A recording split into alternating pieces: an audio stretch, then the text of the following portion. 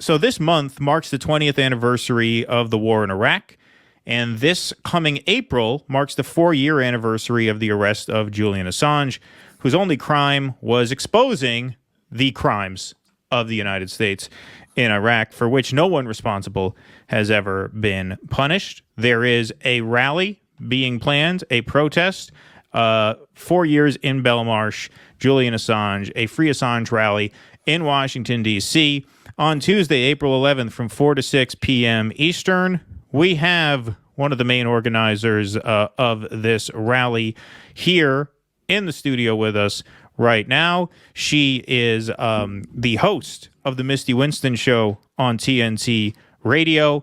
Misty Winston joins us now. Hey, Misty, great to see you again. Hey, thanks for having me. It's good to be here. I appreciate you hyping the event. It's always good when people are willing to help us get the word out. That's the hardest part. We're running a campaign now, so we want to work. I love Uncle Warren. Yeah, we're doing some outreach here. I mean, you don't have to be on board for Warren 2024, or I'm sorry, Bulla 2024. But you know, well, I already pledged my support to Gay Barista Paul, who is a longtime friend of mine. He's great on Twitter. You should check him out. He's really funny. Well, maybe they can be running mates. Maybe. I think that they might be friendly. I'm not positive on that, but I think that they might be like mutuals, perhaps. All right. Well, I have a feeling they're going to be very close in the final delegate count, so maybe they can do some brokering at the convention and work something out. Yeah. 100%. Yes. 100%. So you are a very prominent Assange activist. This is like your main cause. I always hear you talking about this, and you're putting together a protest on April 11th, which we're going to get to in more detail in just a minute. But I just want to ask you how you got involved in this Assange activism. Like, what drew you to this as your number one cause, really? Well, mostly ADHD. I have a tendency to hyperfixate on things, and this is a thing that I'm hyperfixated on. But yeah, like I've always been a free speech person. It's always been something that I really don't waver on much. And I honestly, it was him getting arrested that really flipped me into overdrive, because before that, I like kind of embarrassingly was like, okay, they're not going to arrest a journalist for doing journalism. Like, they're going to fuck with it. They're going to go after him, but they're not going to. And then they did. And then that was immediately kind of like a kick in the ass. And so that's really what flipped me into being super obsessive about it, for just really no other reason than I just tend to hyperfixate on things. And that's something that, caught my attention. It's what I've always kind of been passionate about. So, yeah. Go ahead. Can you explain what's going on with this extradition? Well, right now we're in a holding pattern, as usual. So a few months ago, the defense team put in what's called the perfected grounds for appeal. It's basically like a Hail Mary pass. They've already submitted for an appeal, and that request was denied. So in the UK, you submit that you would like to have your appeal heard, and then they decide whether or not it's even worthy of that. And so that was denied, and then we're now just kind of in a holding pattern because they've done this perfected grounds for appeal, which is, like I said, just like a last ditch. Hey, are you sure you don't want to hear our appeal? And so, yeah, we're just in a holding pattern. There's no deadline. There's no plan, and that's part of it. Like, that's part of this whole this is process as punishment. This is the never ending feel about it, the fact that there is never any deadlines. He's just kind of waiting in limbo. Like, that's part of the punishment. It's, essentially torture, really. I mean, that's not me saying it. That's Nils Melzer saying it. So we're just waiting. It could come at any time. They could decide whether or not they want to hear his appeal. If they say they're not going to hear the appeal, there are a couple other potential legal avenues they can take. They can go to the European Court of Human Rights. I don't know what the plan is. They are not, obviously they're not really publicizing that. They're kind of keeping the plan pretty close to the vest. But he could potentially, if they deny it, he could be extradited. The next day, right then. So yeah, it's just like constant waiting. Like, it's just a waiting game all the time in this case. That's all it is. Yeah, you went on this very passionate monologue when we guested on your show, I think it was last week, about how, of all these perpetrators of the Iraq War, right? All of these just ghouls with no regard for human life, or human well-being whatsoever. We just did a John Bolton segment a few minutes ago before you signed on. These guys are out on TV being asked their opinions on things. They're writing books. David Frum, author of The Axis of Evil speech, he's at the Atlantic magazine. Nicole Wallace is a, early afternoon, daytime host on MSNBC. Dick Cheney's, grazing at his Wyoming ranch.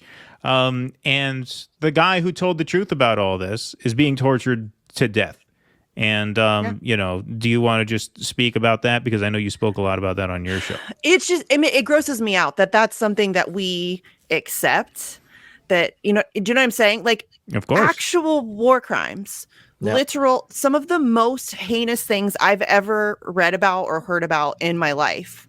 And not one of them has even gotten a piece of legal anything, nothing. They haven't seen the inside of a courtroom. They're never going to see the inside of a prison cell. Meanwhile, the only two people who were penalized for anything to do with any of that is the whistleblower and the journalist who published the releases. And that's just so gross to me. I mean, I don't know. Like it sucks to me. And I say this all the time. We have a tendency to celebrate our truth tellers far too late.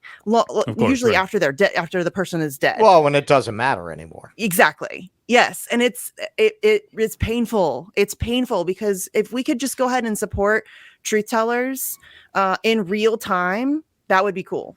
I mean, that would be cool. But it's just very frustrating to me that none of those people are ever going to be held accountable. Henry Kissinger is still alive and living his best life. And like you said, like you went through a list of some of the people who were grossly irresponsible at best. And it makes me really sad that that's something that we are just cool with and that's normalized. It's very depressing. Well, they just they disappeared him right in front of everybody. They set an example of him because they couldn't have this. They couldn't have this. They couldn't have things like WikiLeaks around because there are enough honest actors in the government who would leak to places like WikiLeaks. So there are enough Snowdens around. There are enough Chelsea Mannings around. They couldn't have it. They had to make an example of these people. And in the end, the United States has a long history of setting aside the Constitution when it gets inconvenient. We'll do a PBS special about it in 60 years. That'll be very apologetic. Yeah, that's about how it works. And yes, you're right. Like we do. I mean, I think that at this point we do not have, I don't know that there are any more Ed Snowdens or Chelsea Mannings because what happened to them. Yep. Yeah, that was the intention. Yes, that is the exact intention. And my big thing with Assange is that he is the proverbial head on a stake outside the castle walls. Yes. Like he is the warning. Like if you come for us, this is what we will do to you. We will destroy you slowly. You know what I mean? Like that's really the message being sent. They did it to Chelsea Manning as well. She was tortured for 7 years, has attempted on her life multiple times.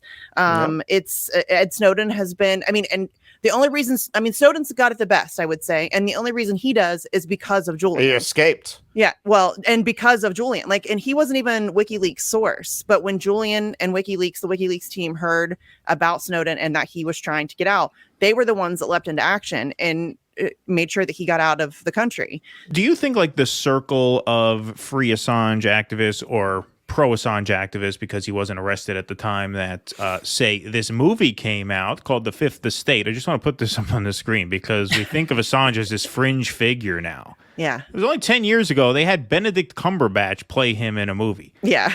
He was a figure that was always kind of seen, there was always this air of mischief about him.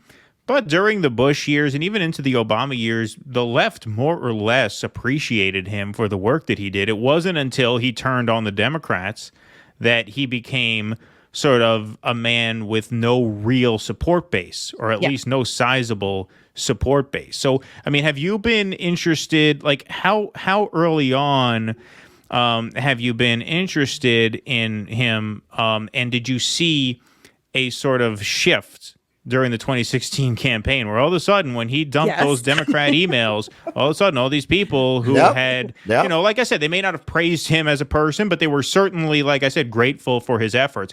All of a sudden, they wanted this guy disappeared just as much as the Bush administration did. Yes. And so I wasn't always as hyperactive involved in the case in the Assange saga as I was, but I've been a long time reader of, follower of, supporter of WikiLeaks. Like I have always, ever since they started releasing stuff, it was always, I couldn't wait for them to like, I once posted a picture of the Dave Chappelle meme and I'm like, hey, WikiLeaks got any more of those leaks? That I love reading that stuff. Yeah. So I've watched the support for him and the demographic shift, and it's super fun. Like, it's interesting. I'm really interested in the psychology behind all that stuff. And yes, you're right. Like he once did a TED talk, got a standing ovation from a room full of liberals. Yeah. Standing ovation. Oh no, they loved him. Yes. They loved him until he leaked on the Democrats. No, he was a hero to them. Of awards for journalism, like it was. And then 2016 hit, and this is why I have very little faith in where we're headed, because it's so tribal. It's so your political identity becomes part of your personhood, like your humanity. And then if anybody questions your beliefs or your opinions, it feels like a personal attack, and you can't think rationally when that's the case. But people are just wedded to this stuff. And so, he released truthful information about the Democratic Party and Hillary Clinton. He didn't write the emails. He didn't rig the primary. He did none of those things. He didn't collude with the mainstream media to elevate the Hillary Clinton campaign, and people like Glenn Thrush were sending articles to her campaign in advance for approval before he published them. Donna Brazile, who worked for CNN at the time, leaked debate questions to her in advance. Yes. I mean, I think, and this is a big issue with the WikiLeaks stuff, is that people don't actually read what's in the releases. They don't know the amazing amount of information that's been exposed, and in a very interesting way. Again, WikiLeaks this isn't like they did some investigative reporting and wrote an article based on sources say and blah, blah, blah. No, this is 100% verifiable, authenticated source documentation. It is it's the stuff. Like, you know what I mean? It is the actual stuff. It's not, opinion or conjecture. It's just black and white. Here's the cables or the emails or the whatever it is, and you get to read it for yourself and then apply it to your knowledge and try to figure things out. And to me, that's an invaluable service. Let's talk about the events on April 11th. First of all, why April 11th? I'm playing dumb here. I know the answer, but for our audience. It's the 4-year anniversary of his arrest. And really, let's call it what it was, a kidnapping. I mean, that's essentially there was nothing legal about that. He had been given not just asylum, but Ecuadorian citizenship on top of that. That was revoked without due process. And he was pulled out of the Ecuadorian embassy by British police and thrown in a category A prison. I mean, that's crazy that happened in broad daylight. I think that's still kind of fascinating to me. But so that's the 4-year anniversary of his arrest, which is crazy that it's been 4 years, but that's where we're at. And we understand, first of all, I dropped the ball on this entirely. Like, I should have really, if I wanted this to be a big event, I should have started on this a while ago, but life got in the way and then I got really sick. It just did not work out. So it is a little bit of a scramble mad dash. We also knew it was probably going to be a smaller event too, because it is on a Tuesday. But we thought, and I mean, people tried to talk me out of it. They wanted me to do it the Saturday before, the Saturday after.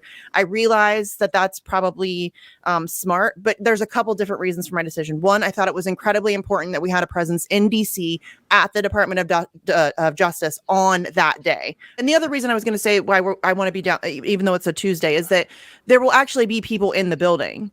It's a Tuesday, right? You know what I mean? It'll be open. So usually when we do Saturday actions, there's not very many people at the Department of Justice, and in the middle. That's a great reason, yeah. Yeah, I mean, and that's why we're doing 4 to 6. We're hoping to get that kind of crossover of when people start to leave their offices, there will be people in the streets driving, past the action and all of that stuff. So I don't know. I understand like people wanting it to be on a weekend, but I think that this one is different. I think for sure we need to have a presence at the Department of Justice on the day, even if it's a small presence. Again, I'm under no illusion that this is going to be one of my bigger events, because it is a Tuesday and it is kind of last minute. But I mean, still, I hope it is. Like, everybody should come out for sure. Yeah, if you're in the everybody's area, or welcome. even if you're not in the area, if you can make it there one way or another, Yeah. please do. That's a great point. I didn't even think of that. That when you protest outside one of these office buildings on a weekend, you're protesting to a wall. Yeah. You know what I mean? Whereas Yeah. here, you'll actually be protesting to people who will hopefully make note of it. So the event, 4 years in Belmarsh, April 11th, 4 to 6 p.m., Washington, D.C., at the Department of Justice at 10th and Pennsylvania Avenue. Do you want to tell people, Misty, where they can find you at your radio show, or where they can find more information about this event? Does it have like a Twitter handle? Or they should definitely follow you. They should follow you anyway. Yeah, that's probably the Sarcasm easiest. Stardust. Yeah. Yeah, that's probably the easiest way, at Sarcasm Stardust. I mean, I tweet all the time. So that's, and also, I guess a good place to follow too would be Candles for Assange. It's the number 4. So my friend Alex Hills runs that page, that Twitter page, and she does a great job of trying to collect as many of the global events and tweet them out from one location. Awesome. Germany does regular events, Italy does regular events, Australia, London, they all do regular events. But she tries to collect everything and push them out from one Twitter handle. So that's a great place if you want to keep up with like any global actions that are happening in or around you. If anybody ever wants help doing something, we will totally help you. Like, if you need help, if you want to get permits, we'll help you with permits. If you want to get speakers, we'll help you with speakers. Whatever you want, we're always happy to help out. Tulsa does regular events. If you're in the Tulsa area, Seattle does regular events. It's growing. Like, there's a lot of stuff regularly happening now. So which is good. It's good to see. I wish we didn't have to do it. It'd be cool if we could stop, but it is nice. It is nice to see that support is growing. So yeah, you can follow me at Sarcasm Stardust. My show is on TNT Radio, Monday through Friday, 11 p.m. Eastern. I talk to a wide variety of people. Like, it's kind of cool. Yeah, it's a great show, and they publish that to an audio podcast as well. Yep, on all the stuff, all the Spotify's and all those things. So yeah, that's about it. Alrighty. Well, Misty, it's always great to talk to you. Thank you so much for making time, and we will help you get the word out about this event as best we can. Thanks. Everybody come April 11th. Thank you, Misty. Thanks, guys. Please clap.